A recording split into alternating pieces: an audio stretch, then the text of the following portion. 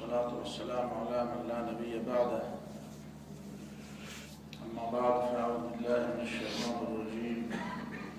بسم الله الرحمن الرحيم. ولما رأى المؤمنون الأحزاب قالوا هذا ما وعدنا الله ورسوله وصدق الله ورسوله وما زادهم إلا إيمانا وتسليما. قال تبارك وتعالى لتجدن أشد الناس عداوة للذين آمنوا اليهود والذين أشركوا. وقال تبارك وتعالى وقلنا من بعده لبني إسرائيل اسكنوا الأرض فإذا جاء وعد الآخرة جئنا بكم لفيفا. صدق الله العظيم. محترم حضرات، 3 آیتیں مختلف صورتوں سے میں نے آپ کے سامنے تلاوت کی۔ پہلی آیت کا تعلق سورہ الاحزاب سے ہے کہ جب مدینہ منورہ پر غزوہ خندق کے موقع پر عرب کے مختلف قبائل ایک اتحاد اور ایک جنگی حکمت عملی کے تحت حملہ آور ہوئے اور انہوں نے یہود کو بھی اپنے ساتھ ملانے کی کوشش کی۔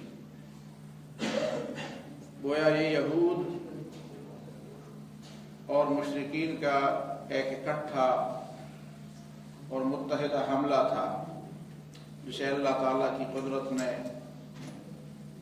اور اللہ تعالیٰ کی مدد نے ناکام بنا دیا۔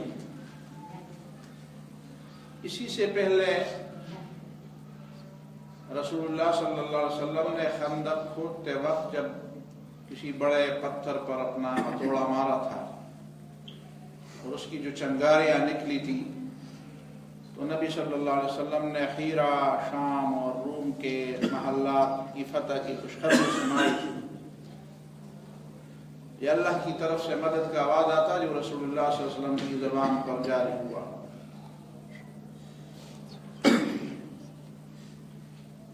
اور جب مختلف گروہ مدینے پر حملہ آور ہوئے تو مدینے کے لوگ جو مخلص تھے اور مومن تھے ان کے بارے میں تو قرآن نے یہی بتایا وَلَمَّا رَأَى الْمُؤْمِنُونَ الْأَحْزَابَ، جب مومنوں نے مختلف گروہوں اور پارٹیوں اور گروہوں کو دیکھا، فوجوں کو دیکھا کہ وہ مدینے پر حملہ آور ہو رہی ہیں، قالوا هذا ما وعدنا الله ورسوله، تو وہ سمجھے کہ یہی وہ چیز ہے جس کا وعدہ اللہ رب العالمین نے اور اللہ کے رسول صلی اللہ علیہ وسلم نے ہمارے ساتھ کیا ہے۔ وعدہ تو رسول اللہ صلی اللہ علیہ وسلم نے کیا تھا، ظاہر ہے نبی صلی اللہ علیہ وسلم تو اللہ تعالیٰ کی طرف سے وحی جلی اور وحی خفی کا بیان کرتے تھے کہ جو بات بھی نبی صلی اللہ علیہ وسلم کی زبان مبارک سے نکلتی تھی وہ یا وحی خفی ہوتی تھی یا وحی جلی ہوتی تھی۔ دین کے معاملے میں تو وہی بات ہے۔ وصدق اللہ ورسولہ، اور اللہ اور رسول نے سچ کہا۔ وما زادهم الا ایمانا وتسلیما، اور احزاب اور گروہوں کے حملے نے ان کا حوصلہ پست کرنے کی بجائے ان کے ایمان میں اضافہ کیا۔ وہ اللہ کے سامنے مزید گردن نہاد ہوئے، مزید تابعداری میں اور بھی گہرے ہو گئے۔ اس میں 2 باتیں بس پیش نظر تھی۔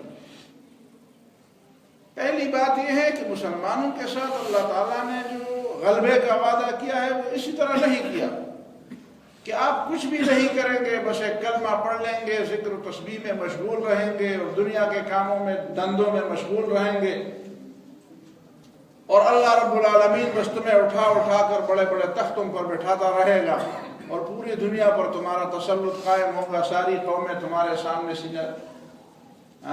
دست بستہ کھڑی رہیں گی اور پوری دنیا پر تمہارا راج ہوگا۔ ایسا نہیں ہوگا، بلکہ المؤمنون الاحزاب، جب مشکل سب سے بڑھ جاتی ہے تو اللہ تعالیٰ کے وعدے پر مومن کا یقین بھی بڑھ جاتا ہے۔ اور یہ ابتلا اور یہ آزمائش مومنوں کو اٹھانے کے لیے ہوتی ہے، اس میں سے وہ کندن بن کر نکلتے ہیں۔ ان کو اس طرح نہیں پالا جاتا، مومن کو اس طرح نہیں پالا جاتا، نہ اللہ تعالیٰ ان کے ساتھ اسی طرح برتاؤ فرماتا ہے کہ تم بس آرام سے بیٹھے رہو، تم میرے بڑے پیارے لاڈلے ہو، سارا کام میں خود کروں گا، بس تمہیں اٹھا اٹھا کے دنیا کے تختوں پر بٹھاتا رہوں گا۔ ایسا نہیں ہے۔ قرآن نے صاف الفاظ میں بات کی ہے، ان مع العسر یسرا، آسانی چاہتے ہو تو مشکل برداشت کرو، بڑی سے بڑی آسانی چاہتے ہو تو بڑی سے بڑی مشکل برداشت کرو۔ فإن الہموم بقدر الہمم، مقصد جتنا بلند ہوگا اس کے لیے مشکل بھی اتنی ہی برداشت کرنی پڑے گی۔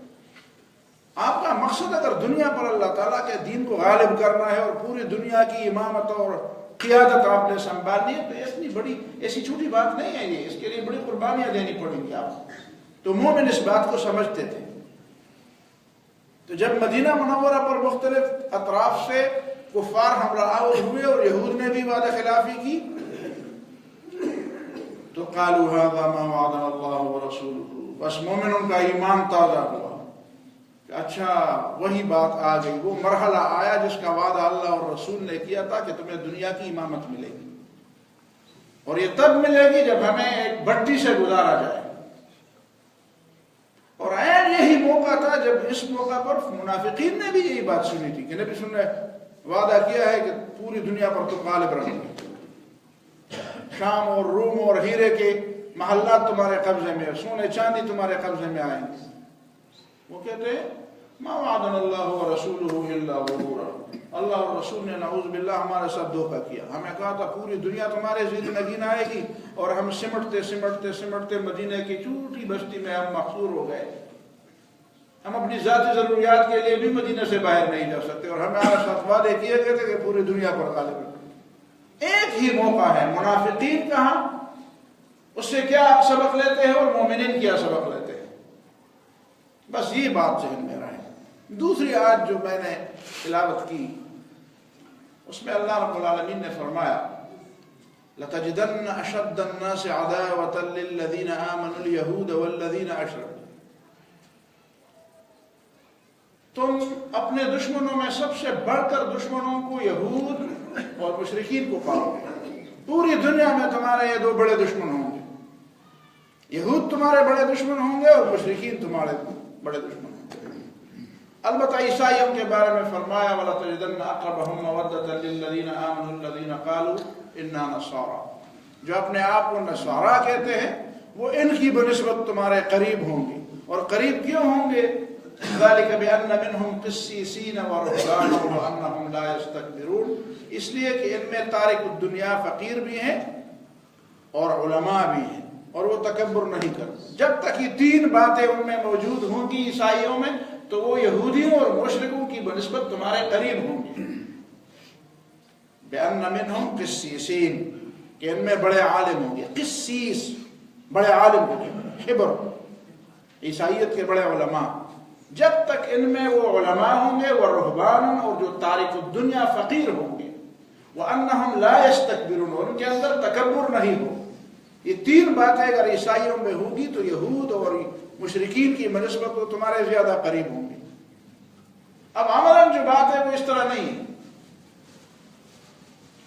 ان میں وہ تارک الدنیا فقیر نہیں رہے، ان میں وہ تکبر سے پاک لوگ نہیں رہے، اور یہودیوں نے ان کو اپنے راستے پر لگا دیا۔ آپ کو علم ہوگا مغربی ممالک میں اور خاص کر امریکہ میں اور دوسرے، وہیں پہ عیسائیت اور یہودیت کو بالکل ایک کیا گیا ہے۔ جیری فالویل ایک نام تھا بہت بڑا، حقیقت میں وہ یہودی تھا، وہ اپنے آپ کو عیسائی یہودی کہا کرتا تھا۔ انہوں نے وہاں عیسائی اور یہودیوں کو ملانے کی کوشش کی ہے۔ ملانے کی کوشش کا مطلب یہ ہے کہ عیسائیوں کے اپنی یہودیت کے راستے پر لگا دیا ہے، صلیب بھی لٹکائے پھرتے ہیں اور یہودیوں کو دوست بھی بناتے ہیں، اور دشمنی کی ابتدا مسلمانوں کی طرف سے نہیں ہوئی۔ لَتَجِدَنَّ أَشَدَّ النَّاسِ عَدَاوَةً لِلَّذِينَ آمَنُوا الْيَهُودَ وَالَّذِينَ أَشْرَكُوا، مسلمانوں کے ساتھ عداوت اور دشمنی میں یہود اور مشرکین بڑھ کر ہیں. عداوت اور دشمنی کی بنیاد مومنوں کے پاس نہیں ہے، ان کے پاس ہے. عداوت ادھر سے شروع ہوئی. یہ جو مدینہ منورہ میں جو یہودی آباد تھے، وہ 800 سال پہلے، نبی صلی اللہ علیہ وسلم کی بعثت سے 800 سال پہلے یہ لوگ آئے تھے مختلف اطراف سے، خاص کر یمن سے. جب طبہ ابو قریب اسی راستے سے گزرا تھا اور انہوں نے مدینہ منورہ کو دیکھا تو سمجھے کہ یہ تو وہی جگہ ہے جہاں ہماری کتابوں کے بارے میں، ہماری کتابوں میں جس کے بارے میں لکھا ہے کہ یہاں پہ آخری نبی ہجرت کر کے آئیں گے. تو کہتے 400 لوگ تھے، کہتے ہم ادھر سے ہلیں گے نہیں، ہم ادھر ہی رہیں گے. یہ وہی لوگ، اگر ہمارے قسمت میں نہ ہوئی ان سے ملاقات تو ہماری اولاد کی قسمت میں تو آئی. لیکن جب فلما جاءہم ما عرفوا کفروا بہ، جب وہ پیغمبر تشریف لائے جو جانتے تھے ان کو، کفروا بہ، تو انہوں نے انکار، اور پھر پوری تاریخ ان کے انکار سے بھری پڑی. آپ 1400-1500 صدی عیسوی کی یورپ کی تاریخ میں دیکھیں کہ وہاں پہ جو وبائیں آئی تھی اور سارے یورپ والے کہا کرتے تھے کہ ان وباؤں کی بنیادی وجہ یہ یہودی ہے، یہ یہودی بڑے منحوس لوگ ہیں، تو ہر جگہ ان کو مار پڑتی تھی. تو اسپین میں جو مسلمانوں کی حکومت تھی وہاں ان کو پناہ ملی، اور آخرکار سمٹتے سمٹتے غرناطہ میں ان کو پناہ ملی، اور غرناطہ جب ہاتھ سے چلا گیا تو پھر ترکی میں ان کو پناہ ملی. اور ترکوں نے تو ان کے ساتھ ایسا سلوک کیا کہ ایسا وہ مسلمانوں کے ساتھ بھی جس طرح سلوک کیا جاتا ہے بالکل ان کو اپنے بھائیوں کی طرح رکھا. اور یہی وہ لوگ تھے جو بعد میں ترکی خلافت کے خاتمے کے سبب بنے. اور پورے سازش، کچھ لوگ مصطفیٰ کمال کو بھی، ترکی تو وہ نہیں تھا، وہ نسلی طور پر تو لوگ کہتے تھے وہ کرد تھا، لیکن کچھ لوگ یہ بھی کہتے ہیں کہ وہ کرد بھی نہیں تھا، وہ یہودی تھا نسلی طور پر. تو ہمیشہ مسلمانوں نے ان کے ساتھ ہمدردی کا رویہ رکھا، اور انہوں نے مسلمانوں کے ساتھ جو رویہ رکھا آج بھی آپ دیکھ رہے ہیں. اور تیسری آیت جو میں نے آپ کے سامنے تلاوت کی ہے اس کو بھی ذرا پڑھیں. اس آیت کا تعلق اس بات سے ہے کہ آخری دور میں کیا ہوگا. وَقُلْنَا مِن بَعْدِهِ لِبَنِي إِسْرَائِيلَ اسْكُنُوا الْأَرْضَ، ہم نے بنی اسرائیل کو کہا، کہنے کا مطلب یہ تھا کہ تکوینی حکم دیا کہ پوری دنیا میں پھیل جاؤ. کوئی ایک وطن، کوئی ایک علاقہ ان کا نہیں، یورپ میں، افریقہ میں، امریکہ، کہاں پہ پوری دنیا میں پھیلے ہوئے.